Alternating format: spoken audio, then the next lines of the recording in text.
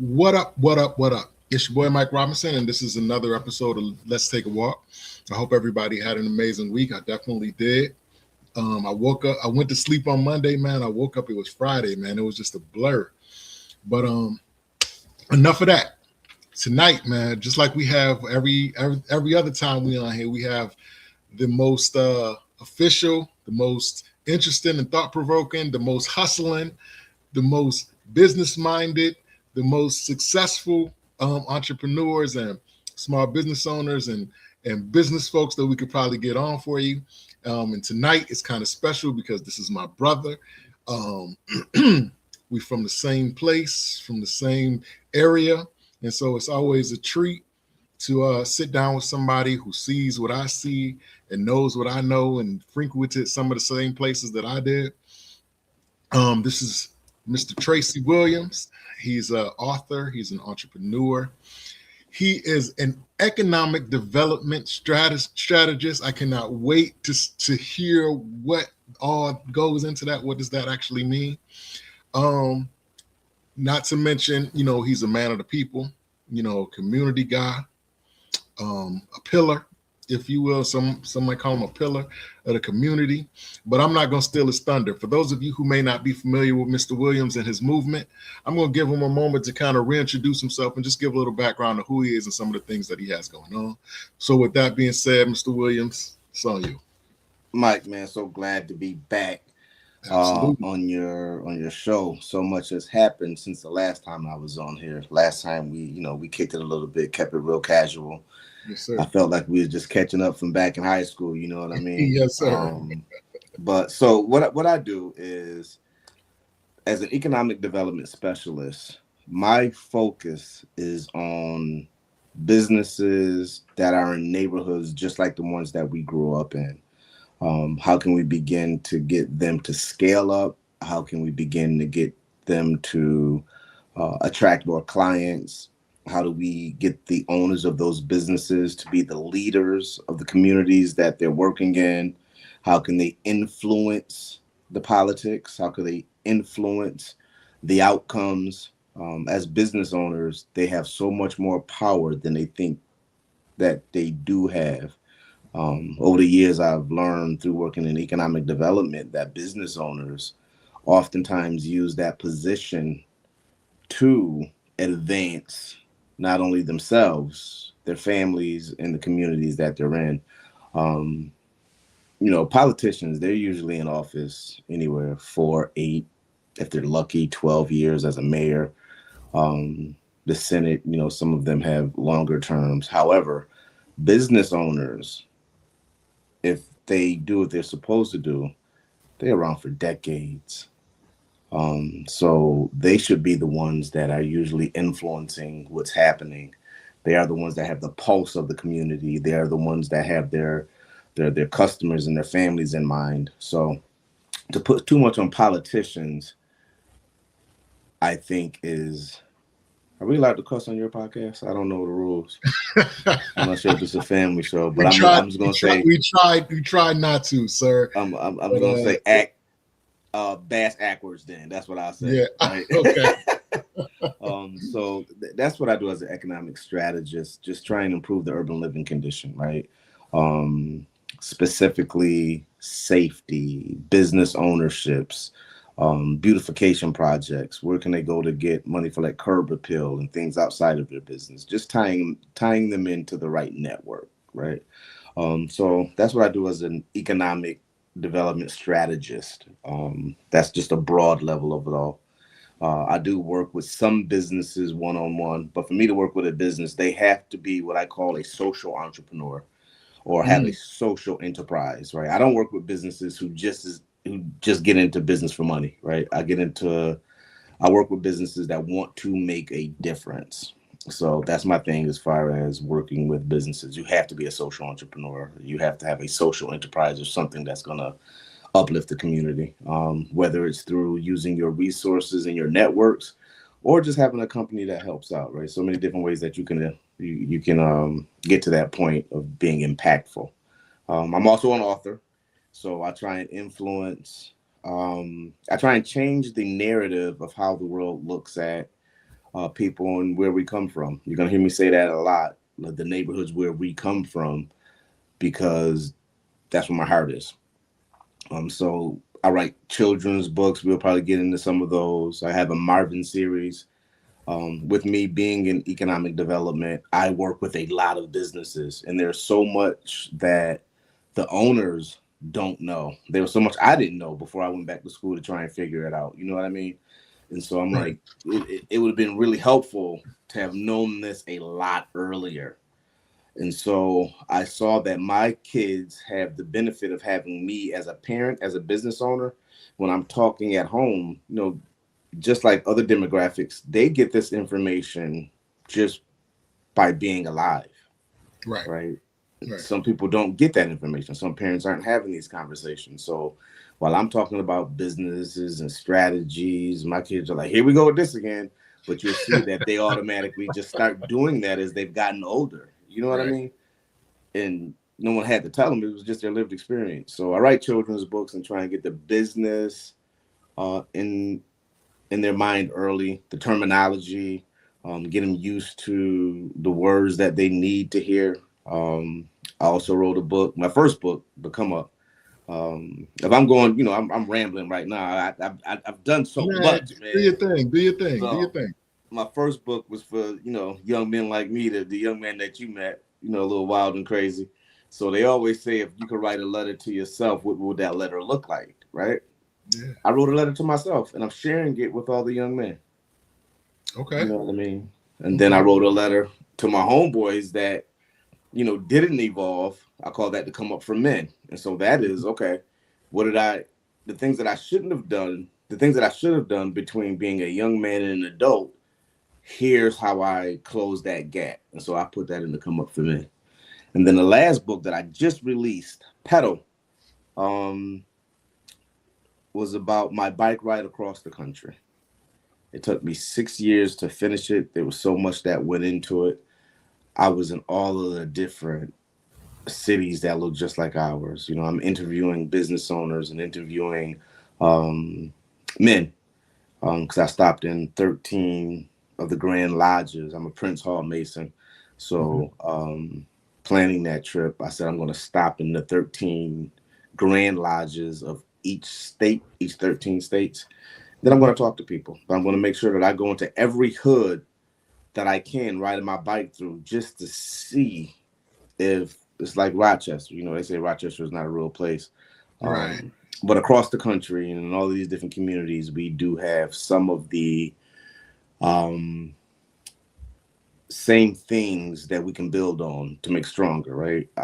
I believe in approaching problems from a asset based approach as far as a deficit base. So that's the long winded of it. I've been doing a lot, man. I've been busy. So So, I mean, I'm going to ask you a silly question. Why do you feel like it's important for us, people of color, and more particularly people that are, um, from some of the areas that we're from, some that might call disadvantaged areas. Why is it important for them to have this type of knowledge? I mean, you're out, you got out, so why bother? I'm gonna tell you, part of it is selfish, right? And I'm gonna go with that selfish part first. I grew up in, gang life. You know what I mean? I Yeah, grew up hanging out with my homeboys and all of that other stuff. And what I noticed is that loyalty and those bonds and those friendships, um, I never really wanted to let them go, right? So I'm like, how can I maintain that without having to give up the people that were with me when I didn't have a thing, hmm, right? Who loved me unconditionally. We spent so much time together. We did so many things together. Nas did an interview recently, right? And I thought I thought he hit home. He's like, man, listen, I got here, right? I'm not comfortable in the rooms that I am in. And then when I go back home, right, I'm not as comfortable as I used to be, but I'm more comfortable there. You know what I mean? Um, so I just kind of wanted to give everyone um, the cheat code so I could bring all my homies with me. You know how they say when you go in, leave the door open. Yeah. It gets lonely. I don't like some of the new people I met, you know, along the way. It's just lonely, right? And so part of the reason why I do the work I do is so I can go back and say, hey, listen, everything that I got, you got, because we did the same things. We were landing in the same places, right? So we can do this. I much more, Mike. I want to come to your house in the French Riviera, right? Now, let me go to your house over there, right? Oh, you want to jump on my yacht because you don't got a yacht. Somebody else got a plane. You know what I mean? So we can start doing some of the funner things. So that was part of the reason. The other part of the reason is, you always hear the same old things over the years that, we have to close the wealth gap. We have to close the education gap. And when people tend to leave or when they get in some of the spaces that I'm in, it's like they help so long as you stay over there, right? I want to help you, but from afar, right? I want to, on my resume, I want to say that I work with young men and I foster them and I help them and I was good at it. Yeah. But when that young man come into your restaurant and want to sit with you, you're like, no. You go back over there. Yeah. I'll meet you there tomorrow and help you over there. I like you over there. And I like telling people that I helped you. Right. But stay there. Right. So my goal is to help those, not even help, just make them more aware. You know what I mean? We can do this. We don't need that validation. You know what I mean? We have all the skills we need to have. We have the ingenuity is just crazy, right? The way that we survive, the way we go see a mechanic the neighborhood mechanic that know how to fix everything, right? That same person can open up a business if he needs to, right? The way we, go to juke joints, right? They have the same skill sets to run a bar. I was running juke joints before I opened up my first nightclub, right? That's what kind of prepared me to be able to do that. The same way you plan family reunions, you can plan stuff for other people too. We are so skillful and so knowledgeable, but society has said that the skills and the way that we use them aren't the same. They're exactly the same. By the time I went to school and by the time I started working and by the time I'm in these meetings, I'm like, that's the same thing, just worded different. But when I do it, you know what I mean? So that's part of the reason that I want to do it is we just dope people, right? And I think that we've been given some really bad information, right? Making it seem like the skill sets that we use that they have to try and go learn, being agile, having to adjust, right? When we have to adjust, they call it survival. When they have to adjust, they call it skill. Get out of here with that, man. You know what I mean? So I've been in some really great rooms, man. I was watching I was watching an interview with Cam, and he was talking.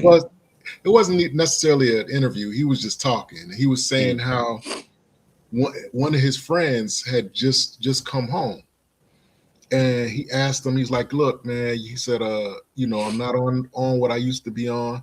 I'm trying to turn over a new leaf, man. I'm trying to start this mobile car wash business." And Cam said he'd been knowing this cat since he was like 6. You know what I'm saying? So he's like, all right, because he already owned 2 or 3 mobile car wash vans already. So the guy was in Atlanta. So he sent one of the vans down to Atlanta. And he said that it was good for about 3 months. He said the dude was doing good. And then he stopped answering his calls. Cam said he called him, couldn't get in touch with him. Till finally the police called him and told him that the van was they found the van in the bushes abandoned. Right. So he was like, he said something that was so profound. He was like, man, I did this because I've known him since he was 6. But I should have known because I've known him since he was 6. That's deep.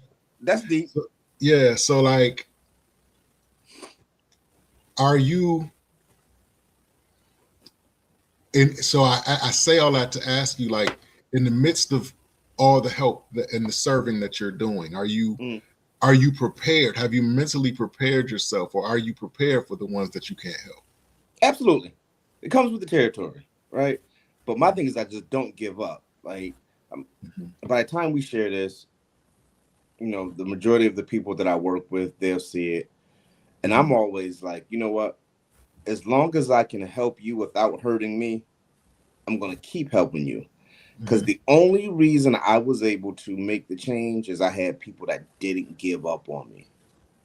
Right? No matter how much I tried to force them to give up on me, because I like hanging out with my friends, right?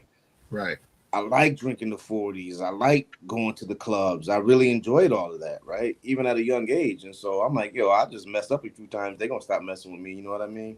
But I was fortunate enough to have some people to be like, man, we ain't going nowhere. Knock it off, right? And so 1, 2, 3, 4 times forgiving me. Finally, I'm like, man, they see something in me that I don't see in myself, right? And so it just clicked. So it comes with the territory. You ain't gonna be able to win them all. But what I make sure that I do is make sure that I don't help you to the point where it's hurting me. You know what I mean? I still want to make sure I'm advancing, making sure I'm doing what I'm doing, and making sure you're close enough where you might just be like, you know what, I'm gonna do it too. You know what I mean? So yeah, the answer, absolutely. Sometimes, you know, you want to help somebody and it kind of hurts, especially if it's your man. You know what I mean? Like, yo, we used to have so much fun together. Now, what you doing? I can't do that, and you know I can't do that. Right. You go do that. I'll be here when you get done doing that. Right. And we'll link up. So yeah, that's the answer to the question. It's not fun. You have to be psychologically strong. You got to be committed to this work. Right. So you know, knowing you as a young person, being a young person myself, you know what I mean? We're kind of, at that point, we're kind of sponges. We see a lot of stuff and we take a lot of stuff in and we, you know, kind of eat the meat and spit out the bones and you know, become who or whatever we're going to become. And I've always known you to be kind of a introverted extrovert, if that makes sense. So like, you seem quiet, but when the lights come on, you perform like it's go time. Yeah, like, but you're so you was like kind of unassuming, but at the same time,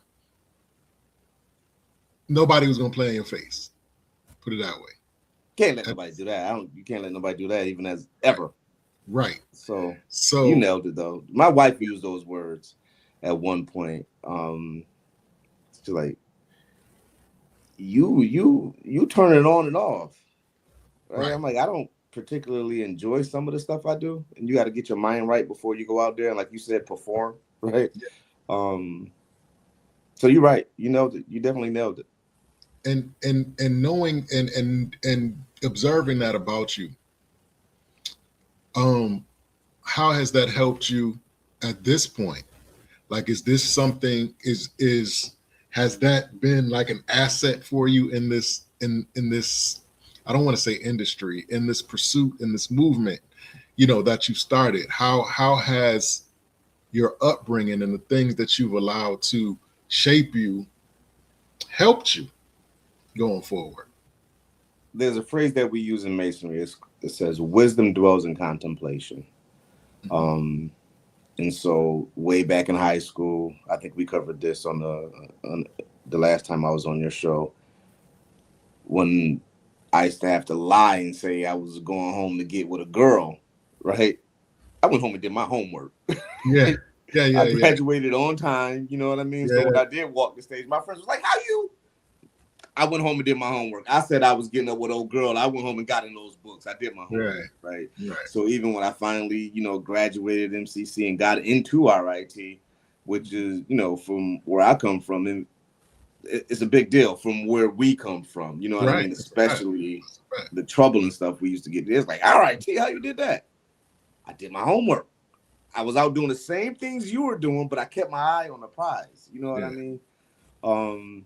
Especially with economics and a marketing degree, right? So I love economics, especially behavioral economics. So yes, it's definitely helped me because I know how to turn it on and turn it off, right? Mm-hmm. I know when to go home and be quiet and zone out. I also know how to do what I need to do to get you up off me, Right. or Right. um, make sure I get the job done that needs to get done.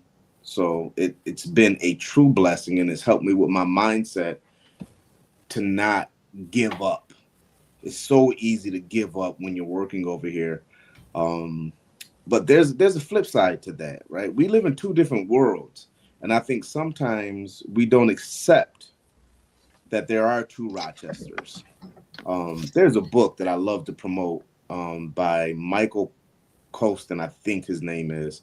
It's on my nightstand somewhere, but it's called The Harlem Shuffle. Right, and in that book, the main character owns a furniture store, and he's owned it for a very long time. Mm-hmm. Prevalent in the community, active in politics, has the wife, has that, but then he finds himself in a little bit of trouble. But he has a cousin that is from the streets. So all of a sudden, his cousin starts taking him places on the same block that he didn't even know existed. He's like, wait, what? This is a gambling spot? Wait, so when the sun go down, this happened? Like, it's a whole new world to him. But he grew up in that same community his whole life, but didn't know there was a whole different world out there in the same city. And so I say that because being able to navigate those worlds allows me to understand and be more forgiving because now I know why that person is moving the way that they move, Mm-hmm. right? Mm-hmm. I know why the skill sets that they have to have and the skill sets that they use are that because they have to have them, right? Right. And so I also understand why they don't commit to anything long term because tomorrow's never promised, right? Right. In that world. You never know what's going to happen, right? You live for the day and hope that you're here for tomorrow. So the Right. story with the van, he's like, man, listen, I can't really commit to this. I didn't listen to the interview, but as you were telling me that, I'm like, I get it, right? He's like, man, if I commit to this, that means I'm committing to everything that comes. I have to commit to everything that comes with commitment. Right. You know what I Right. mean? Remember the movie Heat when Al Pacino said, "I will drop everything in 30 seconds." Yeah. Yeah. Yeah. Yeah. You know what I mean? He never had roots. So when I see that, I see us. He wasn't committing to nothing. He was like out there making it happen. Yeah. So that mindset, you have to understand that mindset in order to work with that mindset. And most people, they just don't get it. Like, I got to eat today. I might get knocked tomorrow and all this going to be gone. I'll be going to December. So this 100,000 that I got, I'm about to enjoy this 100,000 because I might be going tomorrow. Right. So I understand the mindset and the psychology behind it. So I just be trying to start off real slow, like live for today, but plan for tomorrow. Right. You Right. know what I mean? And then slowly you'll start to be able to plan further in the future. You know what I mean? Let me plan for tomorrow first, and then like, so you better be glad you put that money away for tomorrow. Now plan for next week, right? What Right. next week look like, right? Now Right. what next month live at? You don't did this. Now let's start chaining it together, and pretty soon they start having vision. You know what I mean? Long term vision. But you just can't expect someone that has been in that atmosphere their entire life to just all of a sudden start performing as someone that's been on this side of the fence their entire. It's unrealistic. Right. Right. So, with that being said, do you think that it's possible if you don't already have that swirling around in your mind, can you can you really be? conditioned to turn into this conscientious type of individual that, as you said, lives for the day but prepares for tomorrow, and all that. If this is not already pre pre-planted within your and within the person, can they actually be conditioned or taught a different way? Yeah, it's gonna take someone that came from that environment to say, hey, listen, we was doing a couple years ago, right? What if we would have did this? And you just kind of get their wheels to spinning, right? And once you get their wheels to spinning, they'll start putting the pieces of the puzzle together themselves, right? I've seen it happen time and time again where I'm like, man, remember we had that little corner store that we was hustling out of? What if we would put a couple more shirts in there or something? You know what I mean? What if we would have did this? Man, you super popular, right? What if you would have just, kept that store doing what it was doing, but then had another one that was the right way? You know what I mean? What if you would have did this way? Think about it. And then you start asking the questions. Now you start asking them questions. Right. Tell me what you think would have happened. What do you think you should have done different from, last year to this year with all that bread, man? We done gave Kathy Pagoda. I've got to bring up Kathy's, right? We don't gave Kathy Pagoda's $1,000 a night. What if we only gave her 500? Tell me what you think that would have looked like. And they start to tell you the answers, man. We are very intelligent people. And so I just got to the point where I don't preach, I ask questions. Well, what would have happened if this happened? What about this? Remember you had this? What about, tell me what you thought. Man, that's crazy. Remember this? Man, you don't turn that into this. And the conversations, they answer the questions themselves. And then most of the times they're amazed that they know the answer. Honestly, bro. They're amazed that they know the answer. Yeah. Because I feel like, in the realm that you're talking about, a lot of times it's not necessarily, you're not necessarily, giving them the answer. You're trying to help them discover the answer within themselves. They already, like you said, it's already in there. It's just that I'm just helping you look for it. You know what I'm saying? It's in there, but it got a whole bunch of clothes on top of it, or it got some toys on top of it. So I'm trying to help you clear away the debris to find that actual, thing that the key to whatever your destiny is or whatever you're trying to do. So let's talk about your, you broached on a little bit. I can't even talk. You broached on it a little bit earlier in the interview, and you some of the literary things that you've been doing, as far as with the children's books and with Pedal and some of the self-help books that that you touched on. What is that process like creatively? How do you I've always admired people who were able to organize their thoughts in a way that would allow them to do things like that. So like, what is the process like? What is the process for you to create these projects that you're creating? For me, I take the approach of, what is it that I would have wanted to know at that age? And so I start my research on, okay, what's the age appropriate writing level for that? And I'm like, man, when I was 12, I wish I would have knew that. So I write what I wish I would have knew, right? So that's what like I said, that's what the come up was. What should I have known at interim before I got to Wilson? What are some things I wish someone would have told me? Right? I think we all owe a book to society. We all have something that we could teach. And as a people, that's how we pass down our history. That's how we pass down family legacy and other things. We tell stories. So I think that you should document those. So the process for me writing is to, first, what do I think I should have known? 2, how can I keep it genuine, right? A lot of times, if I have an academic peer, I'll give them my book. My first book, a little bit of a tangent. My first novel, right? Because I knew that my friends wouldn't read the come up, right? It's too preachy. It's too in your Yeah. face. Like, don't tell me what to do, right? So then I created a character Right. in my books, Urban Development. That was my first novel, right? 200 and something pages. Worst writing ever, right? If I Really? didn't have thick skin, I probably would have never wrote another book in my life. But I'm giving it to people. They like, read this. They're like, what grade you graduated from? Two? Right?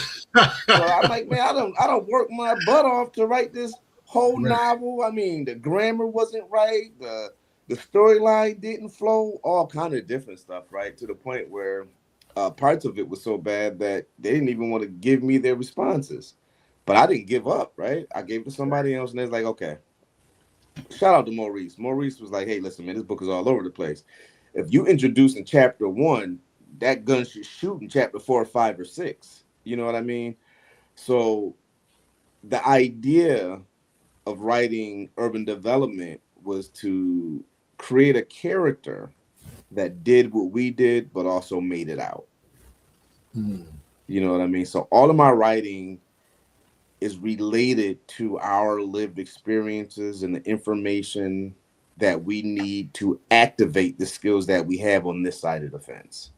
So it's always from an asset based. How can I make it positive? How can I bring about the stuff that you already know? How can I bring about the stuff that you're doing in your communities already and show you how to do it? Like, for example, I'm a gardener, and in my children's book, Marvin's Garden, Okay. I talk about, you know what I mean. The young man has a grandfather, and he teaches him, okay, you're gonna plant your garden, like we was talking about earlier, but make sure that you harvest some of those seeds so you have some seeds for next year. Right? Make Mm. sure you don't eat up everything right away. Can it, do what you ever need to do. But he goes to school and gives all of these, like, hey, I got all this stuff. Look at me balling, right? He's giving his friends, all his fresh fruits and vegetables, and he forgot to save the seeds. He goes back to his grandfather later, like, hey, granddad, can I get some seeds? So he's like, I told you to save your seeds. You didn't. So there's the lesson there, right? Yeah, Be yeah. frugal. Then there's a family thing there. So I think I answered your question. I just go from an asset base. I and I kind of want to expound on that. Okay, so going back to your reputation growing up. Like I said, I from seeing you, because we didn't necessarily run in the same circles, but Right. we knew who each other were. Yeah. So you were a popular person, Mm. and I perceived that um you were respected from a street perspective too. Mm. So, and this may sound like an unusual question, but the fact that you were so certified in those areas, it was that when it came time for you to share these creations, these projects, do you feel like it was an asset for you or a liability? And let me ask, and let me expound on that question, Mm. because in the Bible it talks about how Jesus went to his hometown, right? And the people were like, "That's the carpenter's son.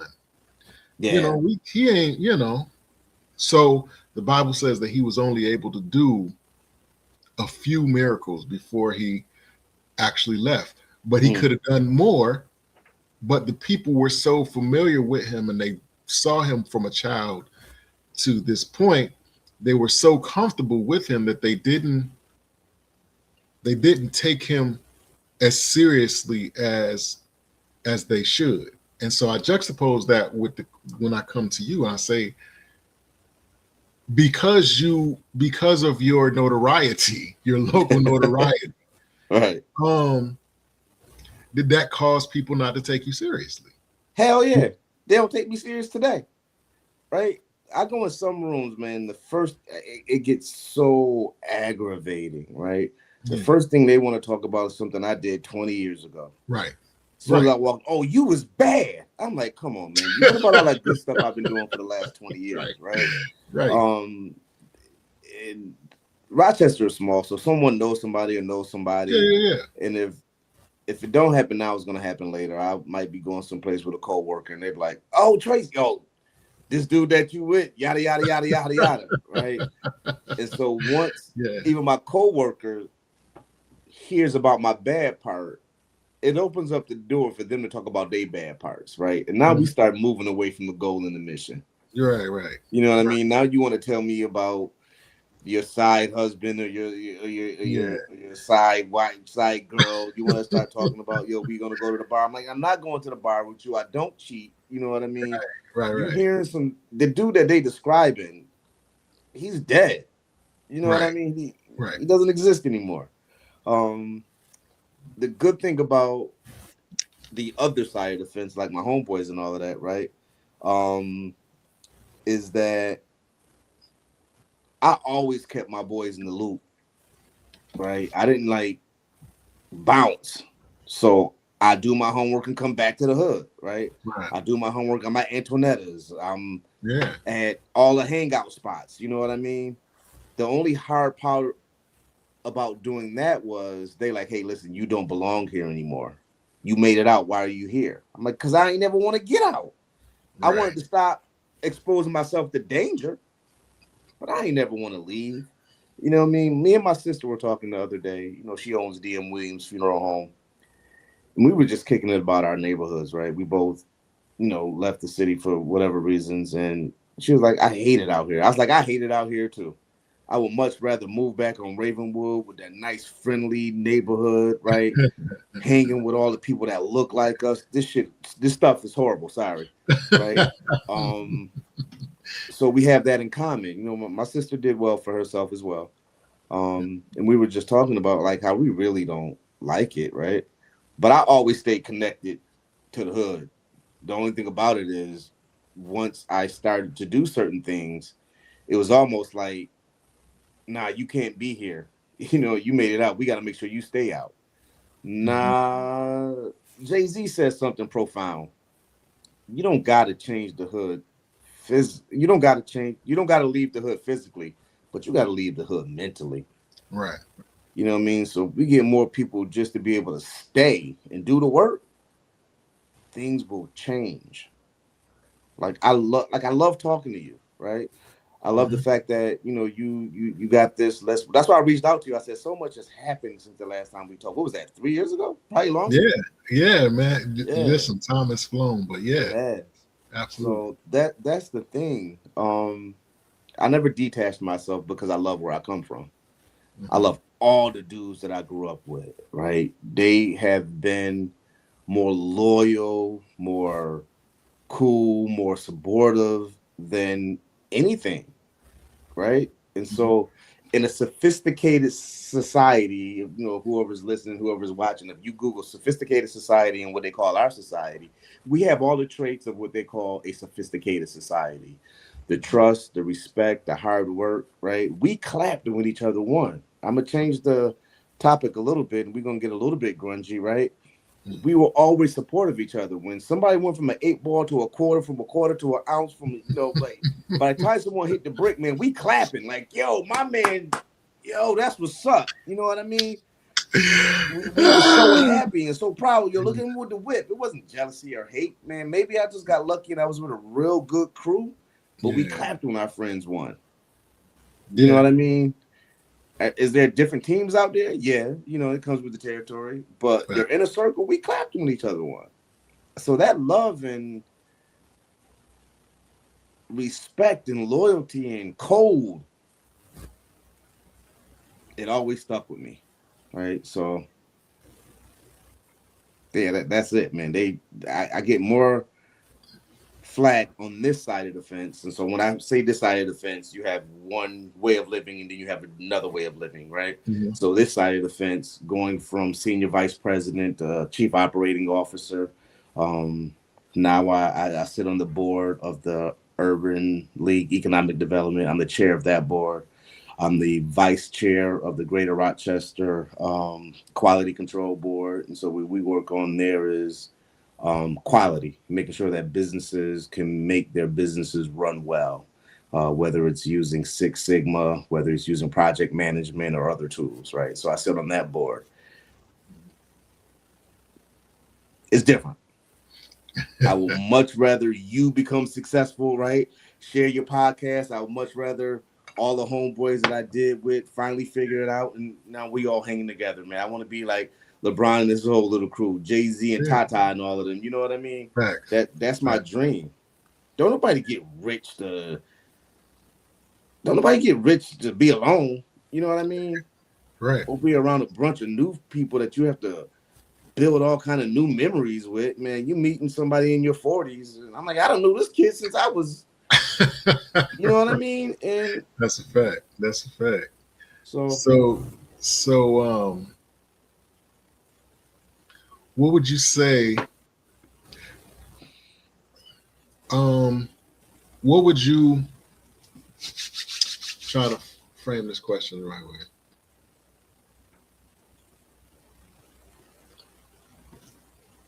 So you mentioned the duality, kind of the duality of your life. mm-hmm.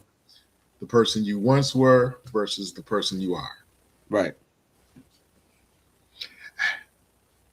I'm quite sure when you were the person that you once were, you had a certain perception of those who had lived their lives on the other side, or maybe got out before you, or whatever. Mm-hmm. Maybe you saw them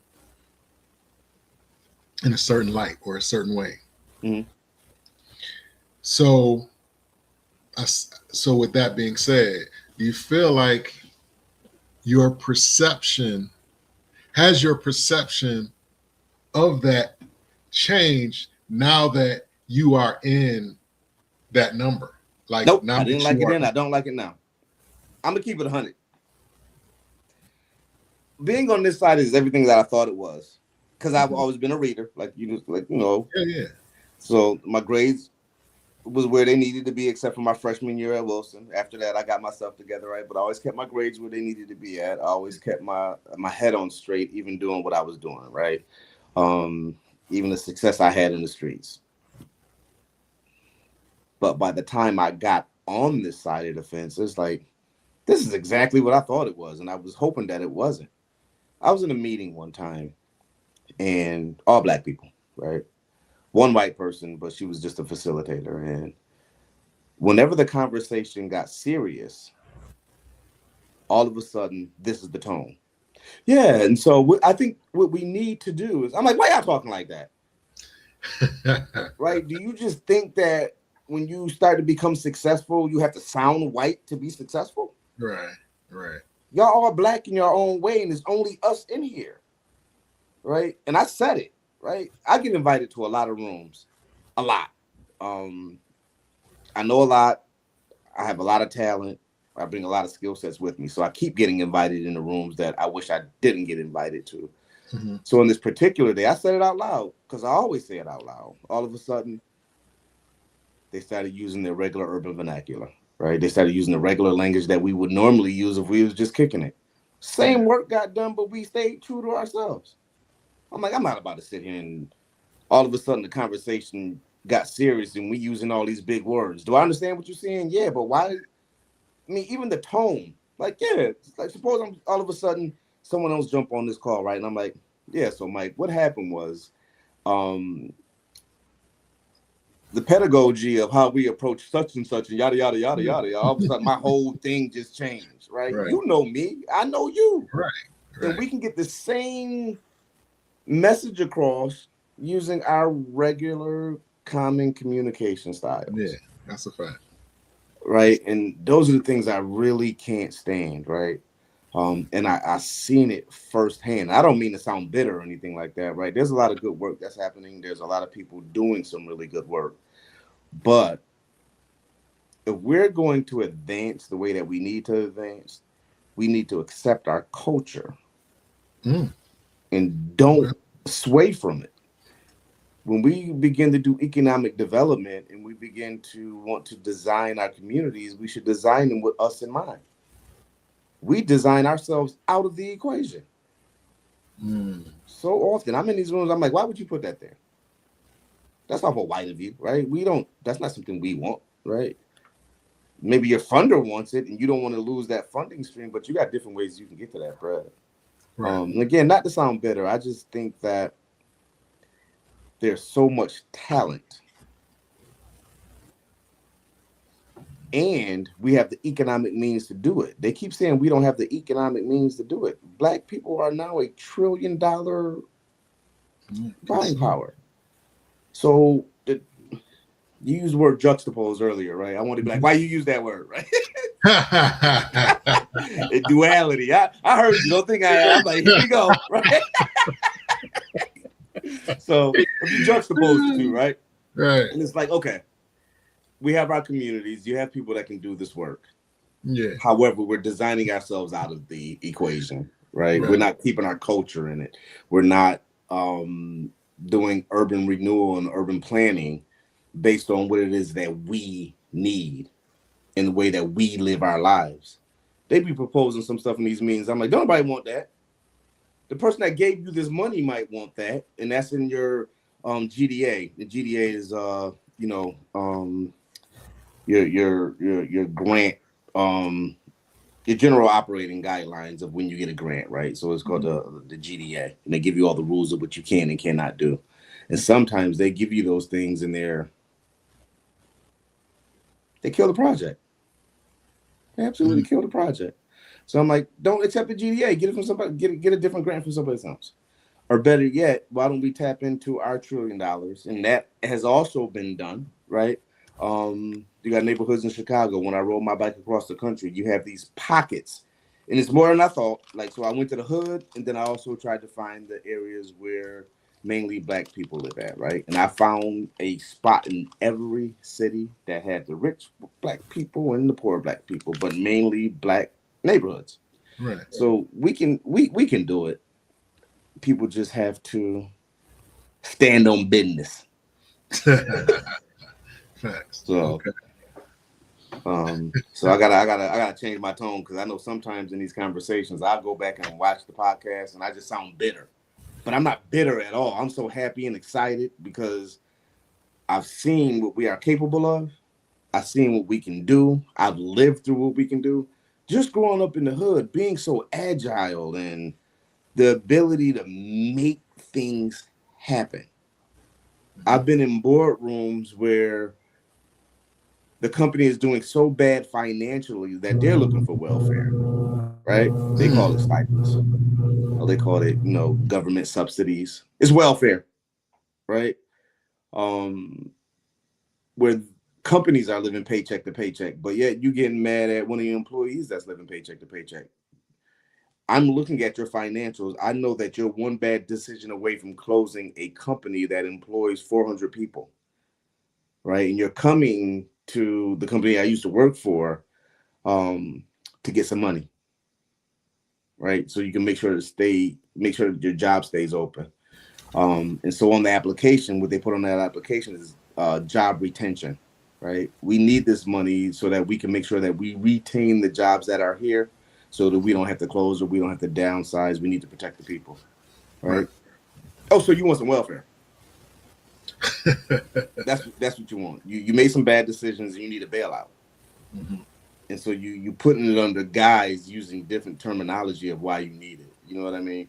So I've just seen so much over the last 6 years. It's crazy, bro. Wow.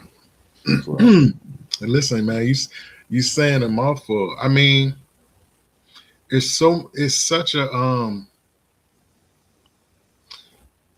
again, a duality, and I definitely can attest to that with you. Like it's such a duality because you're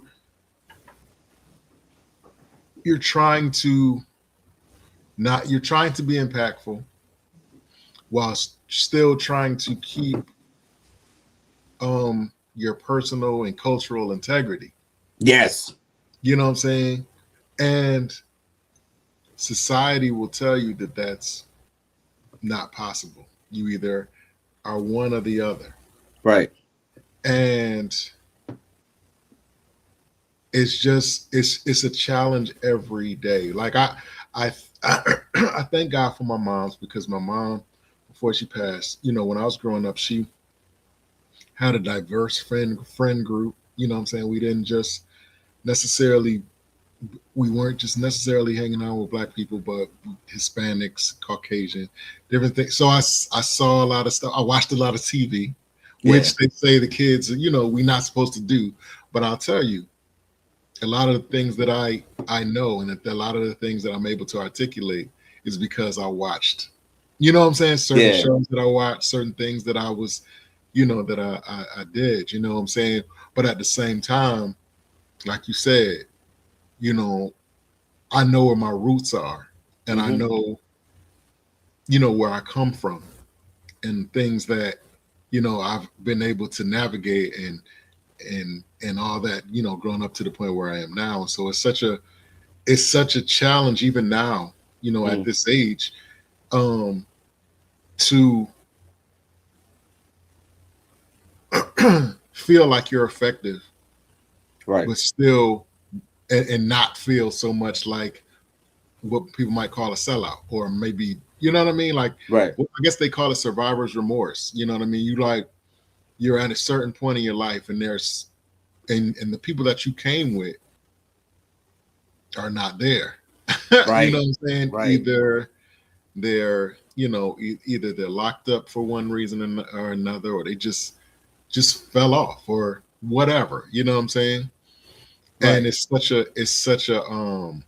a challenge, especially, I would imagine, especially being in the position that you are, because you're in a corporate setting, and you are kind of the bridge between whether certain entities have access to other entities. And so it's like, Mm-hmm. um I guess I'm kind of rambling, but I kind of see, I kind of see what you're saying, and I never really kind of looked at it like Right. what you're saying. But I mean, it has to be, a great challenge, because I feel like it's a challenge for me as well, and Yeah. I'm not doing what you're doing. You Right. know what I'm saying? I'm trying to be impactful with this podcast and other things that I'm doing, but I'm not doing what you're doing, and it's a Right. challenge for me. So just to be in the spot that you're in right now has to be, you know, amazingly challenging. Um, yeah, It's I don't even want to use the word challenging, right? And the reason why I don't want to necessarily use that word is because I believe that um the genesis of the problem is that people paint that story or that image that it must be difficult to work in this space. But I'm going to say it again, we've navigated this space our entire lives, and the ingenuity and the agility and the resourcefulness of the people that we've grown up around. We've been taught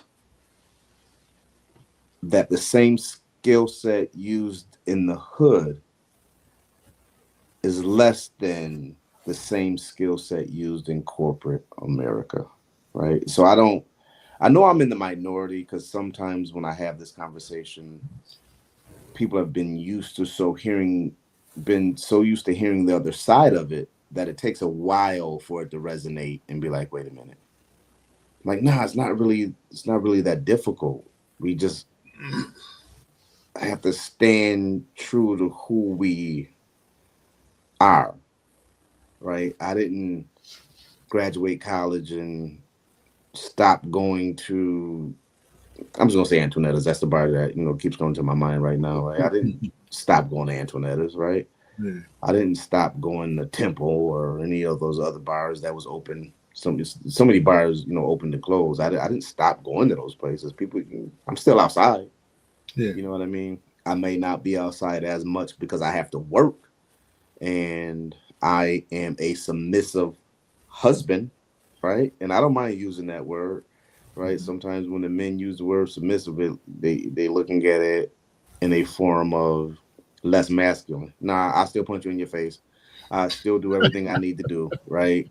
But if I want my relationship to work, that means I need to be the man that my wife needs me to be. I need to be Right. that husband. You know what I mean?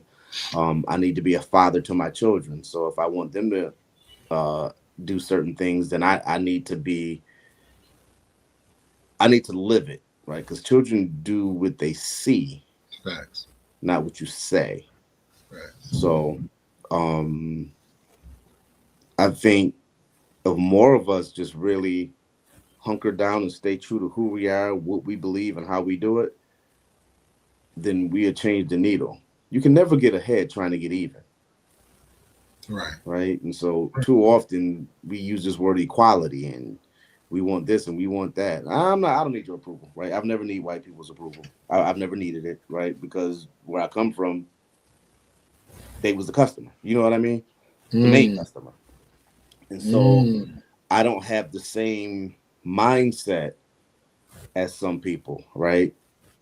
The hardest thing I had was I had bad habits because money was coming so fast, right? You Right. spend it fast and this and that. So habits had to change, but the mindset should never change. You know what I mean? So again, that's why I write the books that I write. That's why we started a whole publishing company, wgwpublishing.com. We give voice to people that want to share this type of narrative that are successful, right? But haven't lost themselves. You know what I mean? So wgwpublishing.com, you can go on there, you'll see the type of books that we publish, who we help write books, right? Um, so definitely check that out, and definitely check out the list of books that are on there. Um, we have some superintendents on there. We have some elected politicians on there. I have several books on there. My homeboy Terrell Brady, he wrote several books. Like, you know, he went to jail, came home. He wrote a book called Prisoner No More. Um, just really helpful information on those. He also has a kid series, you know, teaching social skills and other things that children should know. So my whole life, my North Star, and for those that are watching that don't know what the North Star, that's project management for saying that's the main goal. My North Star in life, and I'm never going to give up on it, is to bring forth the greatness in everyone that I grew up with and everyone I grew around. I am amazed at how we lived and how we survived, right? By the time I got to college and you start, you know, reconciling the differences between what they consider the have and have nots, I realized that we were very rich in relationships, right? We had access to a lot of money. It's just how we got after it, right? We may not have gotten after the bread the way that we should have, but the resourcefulness of the people in the hood, man, I'm blown away. I think it's more complex, more sophisticated than any business that I've had to coach, any business I've been a part of. Um, Especially as COO, you have to work with all the operations of a business, from the accounting to you know to the janitors. Everything has to work operationally.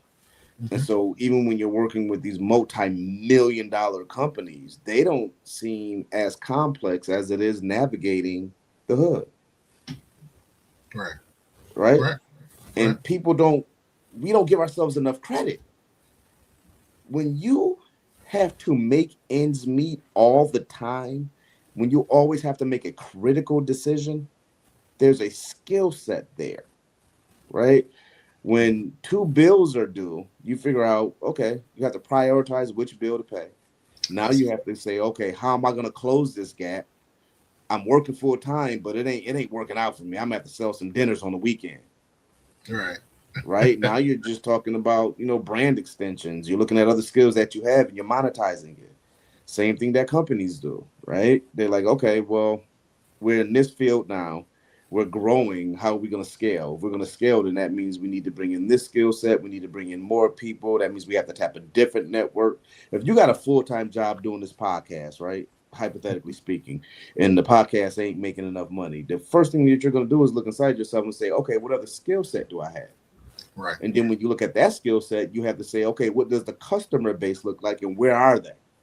The same people that you are calling to get on your podcast, or the same people that you're trying to get to watch your podcast, ain't gonna be the same people that you want to flip sneakers to, Right.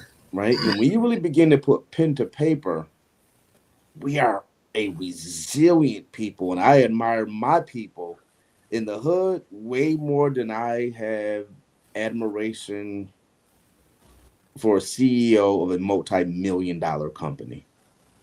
You just can't move like us. They Right. not like us. That's a beautiful song, Right. right? And so I see it because now I can conceptualize it in a much different way and begin to look at those skill sets and give it the value that it really has. I already love the hood. Now I love the hood even more. That's a fact. That's a fact. So and I love my people. I like, man, listen, I scroll on here and see people doing different things, man, opening up small businesses. I'm like, yo, this is scalable. This is scalable. Um, I just love it. We are the most talented people on this planet, as far as I'm concerned. You That's know a what I fact. mean? You've known me from wilding out, fighting all the time, hustling. You know what I mean? I've never been to jail, never been to prison, right? I don't. I think that the best hustlers don't go there. Just my opinion. You know?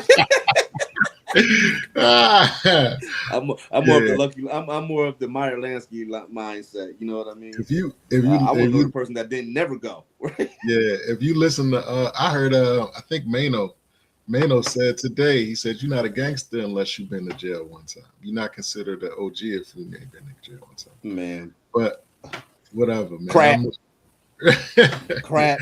yeah, You're a genius if you avoid it. If you have managed to avoid it, right? yeah. And you still got the respect in the streets. Ain't nobody gonna play in your face. Ain't nobody gonna Right. do nothing to you. You know what I mean? It's a I'm still fact. gonna hold my own, whether I'm in here or out there. You know what I mean? It's Whether a I'm fact. in prison or out of prison, you still ain't gonna play with me, It's a right? fact. It's dangers everywhere, and if you Yeah, smart enough to avoid yeah, that, you can outwit one time. You know what I mean? You ain't never your name ain't in no paperwork, yeah. but you've done this long enough, and you've been able to avoid that because you can stay one step ahead. That's Right. ingenuity. That's a We don't fact. reward that, right? Just like you don't reward the young black man going to school getting all A's. Now you a nerd. I don't care. Yeah. Call me a nerd. That's a fact. But you're also gonna call me a college graduate. Yeah, that's a What you fact. won't call me is punched in the face because you never mind. You won't call me that. Yeah. You know what I mean? Okay. Let me So I got two more questions for you. Right. mhm. First question is at this point in your life, right?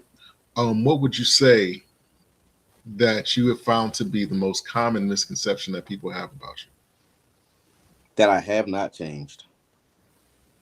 Right. The most common misconception is that I'm a hood. I'm always gonna be a hood. Right. I still have some mannerisms that even I try and shake them. Right. Mm-hmm. I tried therapy. I tried all of that. I still have anger management issues. Right. Someone says something kind of foul to me, my heart starts to racing up. My fist clench. You know what I mean? It's a natural behavior from where I came from. So that's the one common misconception. That person that you knew, he doesn't exist anymore. Right. That's the most common misconception. Okay. Well, this is my last official question for you. It's a question that I ask all my guests. I asked you this question the last time you were here. Mhm.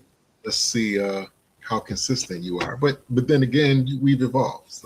Right. So we're ever evolving. So we'll see.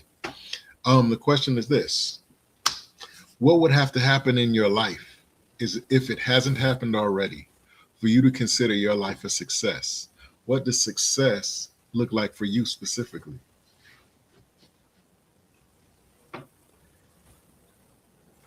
That's a loaded question, man. I'm gonna answer it this way. Success for me is I finally helped enough of my team where we all good, right?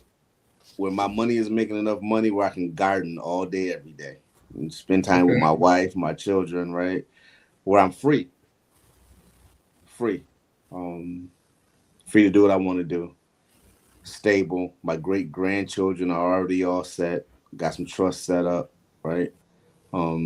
That's what success would look like for me on a micro level, right? Me and my friends, we all good, right?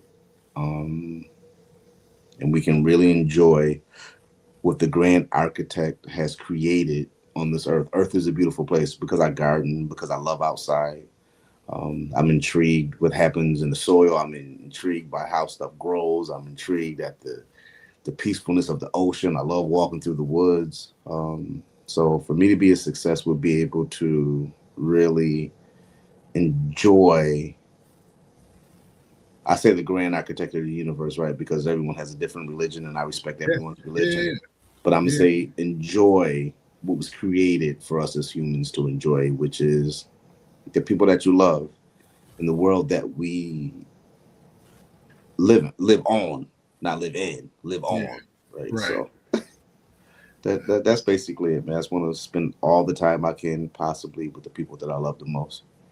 That's a fact. That's Okay. it. Definitely can respect that. So if somebody wanted to get in touch with you, like maybe something that was said on the podcast tonight resonated with somebody, and maybe they wanted you to expound on something, that you said, or maybe they want to have you come speak, or I don't know. Maybe they want to invest in something that you talked about or whatever. Maybe they want to Mm. know about some more about your books. How can they get in touch with you? Shoot me an email, right? I usually respond. I try to respond to my emails within, 24 hours. twilliams112 at gmail.com. You can follow me on Facebook. I have two pages, Tracy L. Williams, author. And then just Tracy L. Williams, my personal page. So you can send me a message, shoot me an email. Um, you can send me a message on wgwpublishing.com.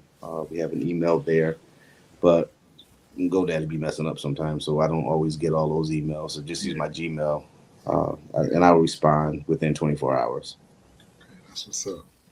So, Well, Trace, I feel like we just kind of scratched the surface, but I want to be respectful of your time. Um, I want to thank you for coming on and sharing those nuggets, man. Definitely, this is an open invitation. You already know. right, Anytime you want to come back, we could do a part two of this. Um, it's open. Just let me know, and we will make it happen. Um, I appreciate you, and I want you. You don't, but I want to let you know that what you're doing is even more impactful than even you think it is, thank than you you for that. realize. You know what I mean? Because what happens is we don't have enough examples. We are rather, let me say, we don't have enough exposed examples. Mhm. If we're lucky enough to be in certain circles, we may be able to see certain people doing certain things. But overall, there are not enough publicly celebrated examples of an alternative lifestyle. Mhm.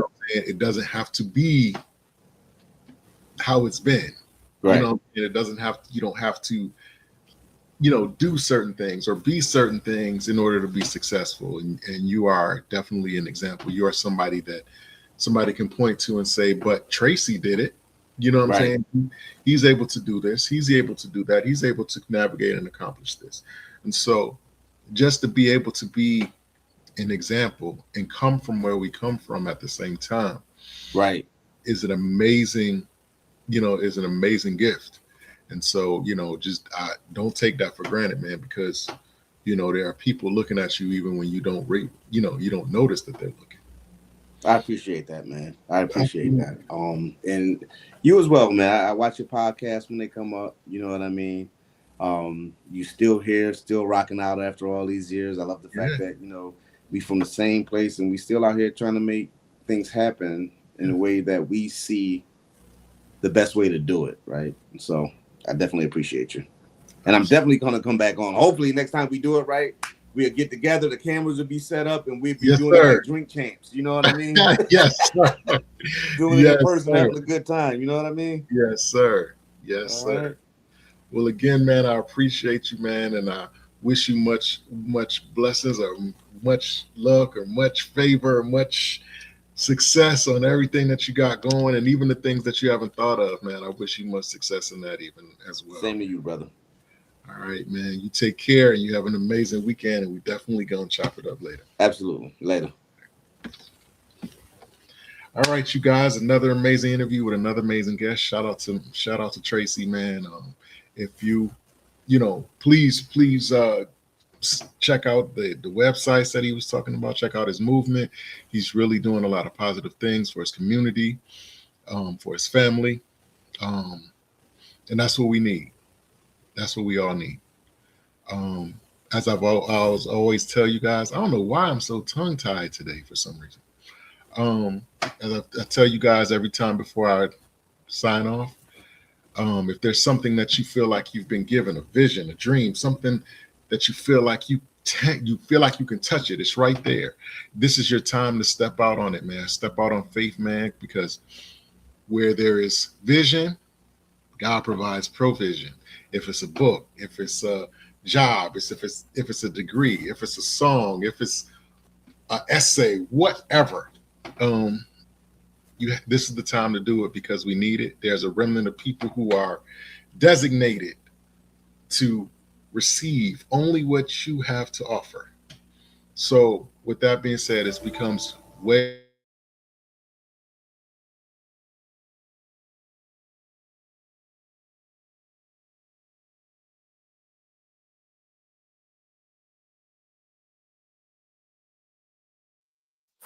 more important than just doing a thing. It is highly important that you step out on faith and do what you've been called to do. So with that being said, man, again, I implore you, step out, do what you got to do, be who you're going to be. We need it. We got to have it. And it's going to push us all forward. So with that being said, man, y'all have a good night, man, and I'll see y'all next time. Y'all take it easy.